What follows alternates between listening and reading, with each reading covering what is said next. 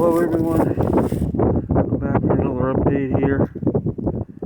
I'm currently on the top of the Middle Mountain Ridge Line in Schreiber's Run Wilderness, a huge wilderness area.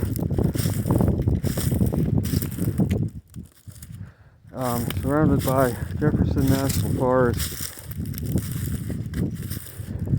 There are pretty much no trails taking you up to the summit of this mountain, so I am charting my own course.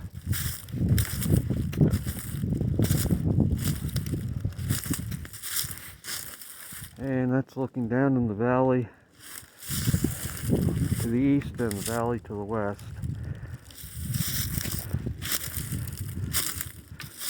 So, as you can see, the snow is all gone. I was thinking we'd end up with 10 inches out of that last storm, but we only ended up with like 7 because the precipitation began to shut down and mix with sleet, and then that cut the amounts down considerably as to what we potentially could have gotten. But there were areas not far north of me that got over a foot of snow, so it was a very close call. But then the rainstorm last weekend and that one day of warmth pretty much wiped out the snow. There's still a little bit left on that ridge because it's a little higher than this one is. But pretty much everywhere else, snow is completely gone from the last storm.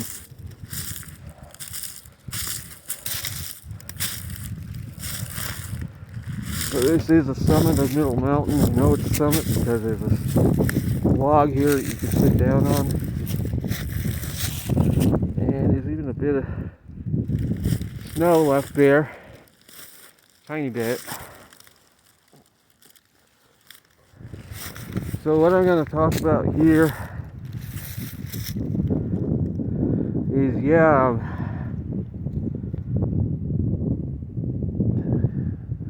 climate history. We know that the Earth was in an ice age over 10,000 years ago. It's still not fully understood by climatologists as to why the Earth has had ice ages and had interglacial periods, but it does follow a cycle where interglacial periods last approximately 10,000 years, and this one is at 10,000 years or so, give or take. So we're due to go back into another ice age, and the big question is, what causes this cycle? And are we going to go into another ice age soon, in spite of all the predictions of global warming? And that ties in with a video I was watching between Tom Nelson and Zarkova. I did mention her as being right about predicting solar cycles, and that some people trying to say she's been wrong about this one that we're in now.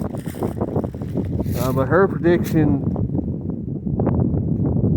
was 30 years of global cooling followed by resumption of global warming, but global warming not being caused by man but being caused by the sun's position in the solar system, which follows a long-term cycle where the Earth ends up a little closer to the sun. It's a long-term cycle, and she based her prediction of a 2.5 degree C rise in temperatures over the next 500 to 600 years after we come out of this solar minimum. Of course, that won't be until the next 30 years. That would put us back in the medieval warm period territory, or even, if she's right, or even beyond that a little bit. And likely the polar ice caps would melt, sea levels would indeed rise a couple of 100 feet if her predictions were correct. but that won't be until several decades from now where that would commence again. However, the long-term cycle is it was warmest when we came out of the Ice Age, and then gradually we've been each warm period since then, 10,000 years, 8,000 years ago, has been progressively not as warm as the one before it. So her prediction flies in the face of that to some degree, and the big question is, what causes the Earth to be 90,000 years with glaciation and 10,000 without, or with much less? What causes that variation? Is it the sun? Is it other factors? It's still not fully understood. I did hear there is another solar scientist that I followed for a little while. I don't remember his name. He was from Europe. And his theory was that for 10,000 years the sun does what it's been doing, the 11-year cycle, gets active every 11 years, minimums. But it only does that during the 10,000 year interglacial, and then when we reach the end of that period, something happens to the sun and it goes dormant for 90,000 years. And that plunges the Earth into another ice age. And then something happens after 90,000 years to bring the sun out of the slumber and back to what we see today. And he suggested, he's deceased now unfortunately, but he suggested that areas along the equator that we should figure out a way to colonize the oceans to where crops could be grown on big, huge floating barges, or he suggested that we prepare now because pretty soon he claimed this next solar cycle was going to be the beginning of the slumber where the sun was going to totally shut down and into a permanent Maunder minimum status. And and he claimed that this Maunder minimum almost put us into another ice age, but somehow the sun pulled out of it and got active again, and that brought the climate back up to what we see today. And then he claimed that the Earth would have plunged into ice age conditions if that had continued much longer. And that the Maunder minimum is a taste of what's to come with the sun, but it will permanently, for 90,000 years, the sun will shut down in the very near future and cause another ice age on the Earth. To me, that sounds plausible because we don't fully understand the sun, and there's no way of telling if what we see going on with the sun today is normal or not, or whether it's abnormal. In the course of geology and long periods of history, is what we see we don't know the long-term cycles. History does not go back far enough. We only know basically a split second of time compared to millions of years or hundreds of thousands of years as to what the sun actually does most of the time. We don't know for sure, which is why I don't even discount what that solar scientist, who I don't remember his name, it was some long name, and I watched his videos, and he would always talk about how the sun is on the brink of going dormant. And to me that makes sense, and in terms of more sense than any other explanation for ice ages on the Earth, is that the sun is on some sort of a long-term cycle where for 10,000 years it fires up, and then for 90,000 years it simmers down, and then fires up again for 10,000 more years, And that's what explains why the interglacials last 10,000 years and then they're over with. Of course, this solar scientist who's, again, unfortunately been deceased because I really wanted to listen to more of his videos, he, again, claimed the sun was on the brink of going into a shutdown mode for a long period of time and that it is a cycle that repeats every 100,000 years. After the end of an interglacial, the sun shuts down, the earth goes into an ice age, the sea levels fall 400 feet. So that exposes much more land area for people to live on near the equator. But he suggested again that we should begin preparing now for such a scenario so that we're ready when it happens. And again, of course, his timelines could be off. It may be 100 years from now before that happens. It's hard to say. He claimed we were on the brink of it. In our lifetimes, we could see this happen.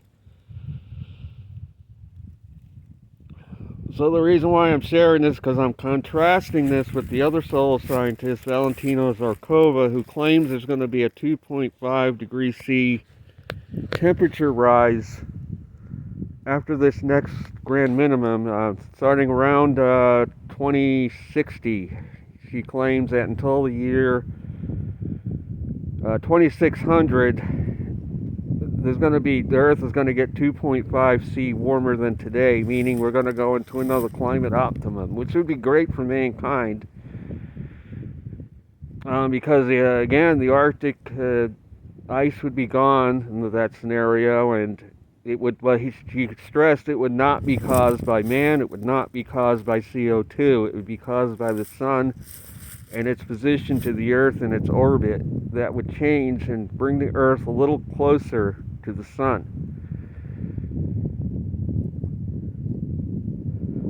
So now getting into the immediate future, what is going to happen with this storm? Well, I've been watching it closely. Now, first of all, the last storm inundated us here with 3 inches of rain, 2 to 3 inches of rain. The creek behind the house got way up. The swamp down in the bank got totally flooded, but the beaver dam held. But I have not been down there to see. I think there's a pretty good chance that my log bridge got washed away. I mean, I can't confirm it yet. Unfortunately, I did have a log bridge across Potts Creek. I modified it so I could use it to access this wilderness area without having to walk down the road.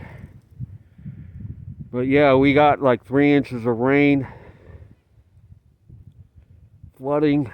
But thankfully around here, because it's so close to the headwaters of this streams, we don't have to worry too much about getting washed away like Kentucky did, because we're pretty close to the continental divide. So there's only so high the creeks can go here, because we're near the headwaters of most of them.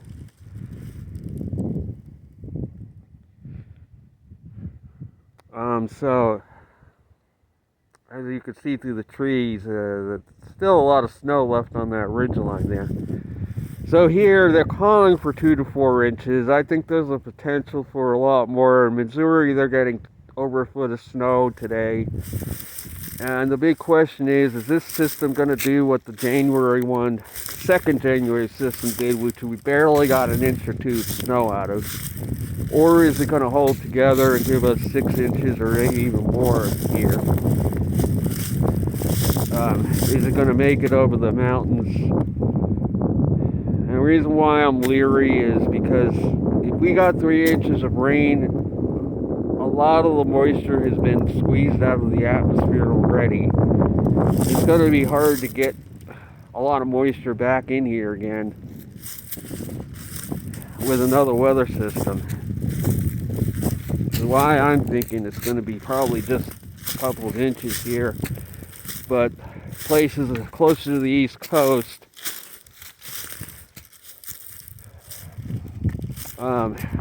Middle Atlantic, the storm is supposed to intensify and perhaps dump a foot of snow in places like Virginia Beach and that region. It's a place that's not used to seeing that kind of snow. So it'll be interesting to see what happens with that. I mean, it's not unprecedented that Virginia Beach got a foot out of this, but it's not very common that they get snow in those amounts, especially on the coastline. And it's going to be interesting to see how that evolves. And then after that, there is going to be a warm-up after several days of bitterly cold weather, and it is likely going to be a false spring, because into March we're likely going to get more nor'easters with this pattern, more winter storms. I know some people trying to say that's it, we're going to be over the hump after this next cold outbreak. I don't think so. I think we are going to see potentially some more winter weather, especially toward the middle of March.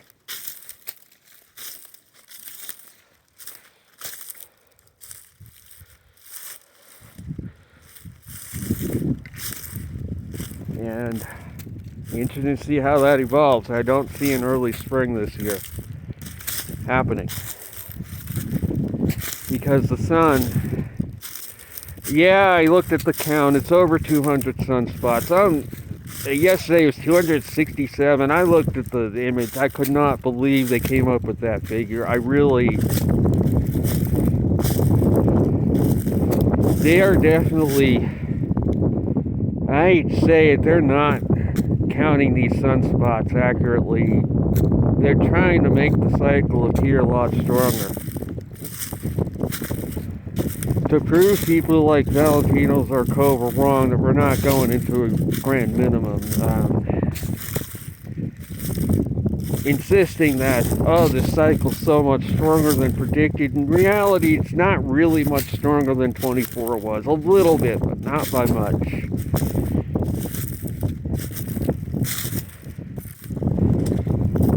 So don't be fooled by these sunspot numbers being over 200. They are desperate. They are pumping up these numbers. I'd say it's probably half of what it is in actuality. I mean, and there's only like 3 regions that are not pinpricks on the whole sun. Like the rest of them are all pinpricks. Some of them you can't even see that they numbered.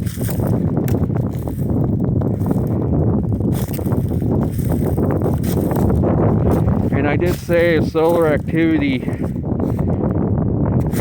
comes back down, we're going to see some very interesting weather in late winter. And this cold outbreak is breaking records over the northern plains, North Dakota, 40 below 0 Fahrenheit. Well, C, it's the same thing, 40 below Fahrenheit and degrees C. It's pretty cold even for them to be that low. This is not the wind chill.